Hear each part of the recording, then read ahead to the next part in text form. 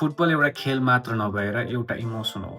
यो प्रुभ गर्छ आज क्रिस्टल प्यालेस र म्यान सिटीको म्याचले गर्दाखेरि। क्रिस्टल प्यालेसले 120 वर्ष पछाडि जितेको छ।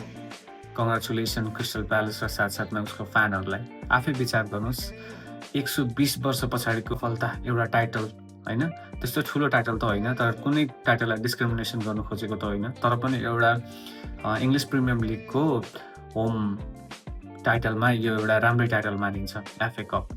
र म्यान सिटी जस्तो क्लबलाई, एउटा ठुलो क्लबलाई होइन, क्रिस्टल प्यालेसले जित्न सफल भएको छ। अब म्यान सिटीको त के कुरा गर्नु होइन, म्यान सिटीलाई त जसले पनि धोबी हानिरहेको छ। अब पिएसजीले पनि जस्तै देखिहाल्नुभयो होइन, पिएसजी पनि राम्रै फर्ममा छ, तर पनि म्यान सिटीको त अब के कुरा गर्नु, केभिन पनि छैन, रोड्री इन्जरी भएको कारणले गर्दाखेरि अब 2 जना प्लेयरलाई मात्रै होइन, अरूलाई पनि भनौँ, पेप गार्डियोलाको नराम्रो दिन चलिरहेको छ भन्नु सकिन्छ।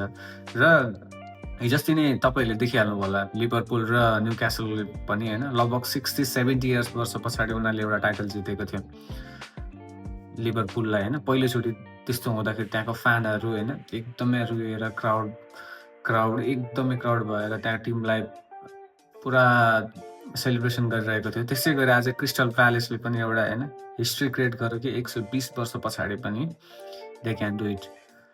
ओपोनेन्ट जतिसुकै खतरा होस् होइन, जतिसुकै ठुलो क्लब किन नहोस्, यदि गर्नु चाहने हो भने गर्नु सक्छ भन्ने प्रुभ गरेको छ। त्यसैले म भन्छु फुटबल एउटा खेल मात्र नभएर यो एउटा इमोसन हो। र अब अरू क्लबको कुरा गर्ने हो भने बार्सिलोनाले भर्खरै होइन अब 4 चोटि ला लिगामा रियल म्याड्रिडलाई हराइसकेपछि रियल म्याड्रिड तातिएको छ। म्यानेजर सहित 4वटा ट्रान्सफर लगभग फिक्स भइसकेको छ होइन। अब म्यानेजर जावी अलोन्सो लगभग हेयर वी गो भने जस्तै भइसक्यो होइन, डाउन भइसकिसक्यो। र साथसाथमा अब आर्नल्ड पनि पुरै कन्फर्म भइसकिसक्यो होइन। अब राइट ब्याक पनि खतरा भइसकिसक्यो। अब एउटा बुन्डेसलिगामा डिफेन्सिभ मिडफिल्डर छ होइन, टोनी क्रुसको साटोमा यिनीहरूले हेरिरहेको छ।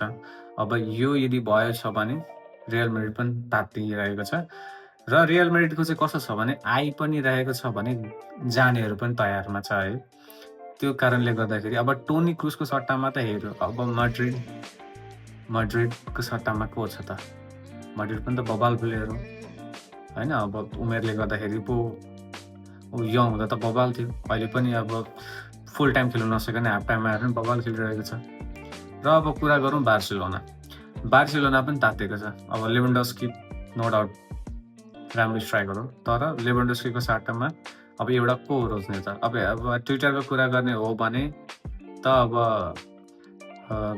रसफोर्ड आउने कुरा चलिरहेको छ कि रसफोर्डले गर्न सक्ला त? बार्सिलोनामा रसफोर्डले गर्न सक्ला त? म्यान युनाइटेडमा त अब गर्न सकेन होइन।